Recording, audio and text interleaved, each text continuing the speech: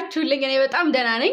ከዚህ በፊት የዛሬ 2 ዓመት አካባቢ ሰው የተጻፈለት ነው የሚኖረው ወይስ የሚኖረው ነው የሚጻፍለት ብዬ ጥያቄ ጠይቄያችሁ በጣም ተወዛግባችሁ መልስራችሁ ራሱ ጭራሽ ግራ አጋባሽን ብላችሁኝ ነበርና ዛሬ ሕማማትን ሳነብ ያገኘሁትን ቆንጆ መልስ ልንገራችሁ። እንደው ከዚህ በፊት ማለት ነው ከሲስተር ጋር በጣም እየተጣላንበት የነበረው ሐሳብ ነበረ።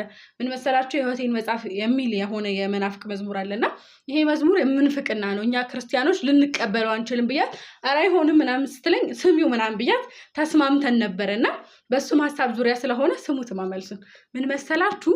ሰው የተጻፈለትን የሚኖር ከሆነ ሕማማት ላይ እንደሚለው የይሁዳ ዕጣ ፈንታ የሚለው ርዕስ ላይ ነው፣ ምዕራፍ 1 ላይ ማለት ነው 70 ምናምን ፔጅ ላይ ክብር ይግባውና ክርስቶስ እግዚአብሔር አምላክን ደራሲ ነው የምንለው ሰዎች አለን። ማለት እኛ ተዋናይ ነን፣ ዓለም ደግሞ መድረክ ሆና እየተወንን ነው እንጂ የተጻፈልን ነው እንጂ የምንኖረው አይደለም፣ ይጻፈልን እኛ አይደለን የምንወስነው የምንል ሰዎች አለንና አስባችሁታል? ግን ምን እያልን እንደሆነ ማለት እንኳን እግዚአብሔር አምላክ አንድ ፖሊስ የሆነ ቲያትር ሲሰራ ማለት ክፉ አሁን ለምሳሌ አስናቃል አይደለ?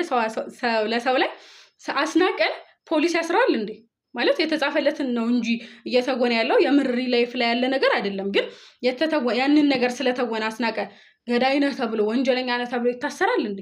እንደዛ እንደማይደረገው ሁሉ እኛ የሰው ልጆች የተጻፈልንን ክብር ይግባውና እግዚአብሔር አምላክ ክፋትን እንድንሰራ ጽፎልን ከሆነ ለምን ሲኦል ይከተናል? ማለት እሱ የጻፈልን አይደል እንዴ? ኖር ነው።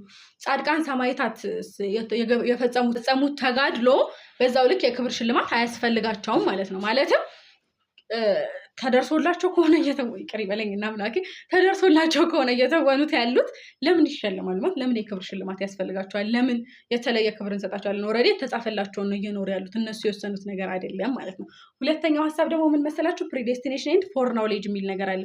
ፕሪዴስቲኔሽን ከሆነ ነፃ ፍቃድ የሚባል ነገር ሲጀመር አልተሰጠንም ማለት ነው፣ ተወስኖልናል የምንኖረው ነገር። ፎር ናውሌጅ ከሆነ ግን እንኳን እግዚአብሔር አምላክ ልበ አምላክ ዳዊትና ነብዩ ኢሳያስ ክርስቶስ መወለዱን ከመወለዱ በፊት ያውቁ ነበር አይደለ? በልባቸው ተጽፎላቸው ኢሳያስ ተንብዮታል፣ ልበ አምላክ ዳዊትም ያውቀው ነበር፣ በመዝሙሩም ጽፎልናል አይደለ? ትንበያዎቹን።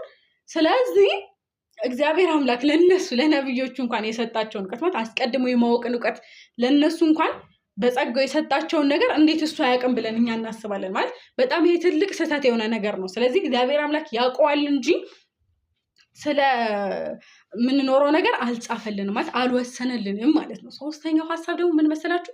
እግዚአብሔር አምላክን እንዴት ነው በጊዜ ገደብ የምንገደበው? ማለት ለእኛ የሰው ልጆች የተቀመጠ ጊዜ ሰንጠረዥ አለ እንጂ በእግዚአብሔር አምላክ ዘንድ ዛሬ፣ ነገ፣ ትናንት የሚባል ነገር አለ እንዴ? ማለት እግዚአብሔር አምላክ እኮ ሁሉን አዋቂ ነው። ለእግዚአብሔር አምላክ ደግሞ ሁሌም አሁን ነው ማለት የትናንቱም አሁን ነው፣ የዛሬውም አሁን ነው፣ የነገውም አሁን ነው።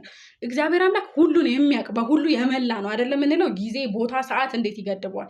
ስለዚህ ለእግዚአብሔር አምላክ የነገውን ያቀልናል እንጂ ማለት ነገ የሚፈጠረውን ከዚህ ቪዲዮ በኋላ ራሱ ስክሮል ስታደርጉ የምታዩትን ነገር ያውቃል እንጂ አልወሰነላችሁም ማለት ነው። በነፃ ፈቃዳችን ነው እየሰራን ያለ ነው። ለምሳሌ አሁን አንድ ኳስ ዩናይትድ ከአርሰናል ተጫወቱና አይ አርሰናል ነው ቁጭ ብለን አይቼዋለሁ እኔ የተጫወቱ ሰዓት። ከዛ ደግሞ ቁጭ ብዬ ሲደገም ከጓደኛዬ ጋር አብሬ ያየሁት ነው። ያቺን ጓደኛዬን አሁን ያገባሉ፣ አሁን በቀይ ካርድ ይወጣል፣ አሁን ደግሞ አርሰናል ያሸንፋል፣ በቃ ይሄ 3-2 ነው የሚያልቀው ምናምን ስላልኳት ለዚች ጓደኛዬ እኔ ነኝ የጻፍኩትኝ ወይስ እነሱ ኦልሬዲ እያረጉት ያሉት ነገር ነው? ማለት ኦልሬዲ እኮ ሲጫወቱ ስላየኋቸው ነው እንጂ ትናንት ሲደገምልኝ እያየሁትኝ ስለሆነ ነው እንጂ እኔ ጽፌው እኔ ወስኜ የላቸው እንዲያሸንፉ አድርጊያቸው አይደለም።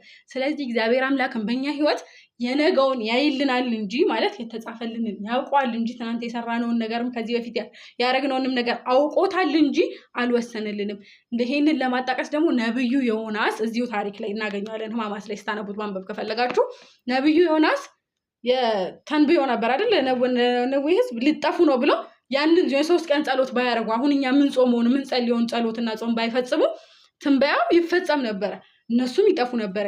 ግን እነሱ ትንበያውን ሰምተው አይንጾማለን እንጸልያለን ብለው ወደ አምላካቸው ስለጾሙ ስለጸልዩ አምላካቸውን ስለጠየቁ ያ ፍርድ ቀርቶላቸዋል አይደለ? ትንቢቱ ተሽሮላቸዋል። ስለዚህ እኛም የሰው ልጆች ዕጣ ፈንታችንን እኛ ነን የምንወስነው። ስለዚህ እንደዚህ ብትረዱት ደስ ይለኛል። ሞር ደግሞ መጽሐፉን አንብባችሁ ብትረዱት እና ደግሞ ይሄ የሕይወቴን መጽሐፍ የጻፈልኝ እግዚአብሔር የሚለውን መዝሙር የመናፍቅ መዝሙር ነው አስተውላችሁ ብትሰሙ። ማለት ክላሲካልን ስለወደድ ነው ብቻ መዝሙሩን መስማት የለብንም። በጣም ብዙ ኦርቶዶክሳውያን ስትሳሳቱ፣ ክርስቲያኖች ስትስቱ ስላየሁበት ነው። በዛ መጽሐፍ ጉዳይ መጽሐፍ ቅዱስ የሚያነብ ሰው መቼም በዚህ ነገር አይስቻሻትም ብዬ አምናለሁ። እወዳችኋለሁ። ባይ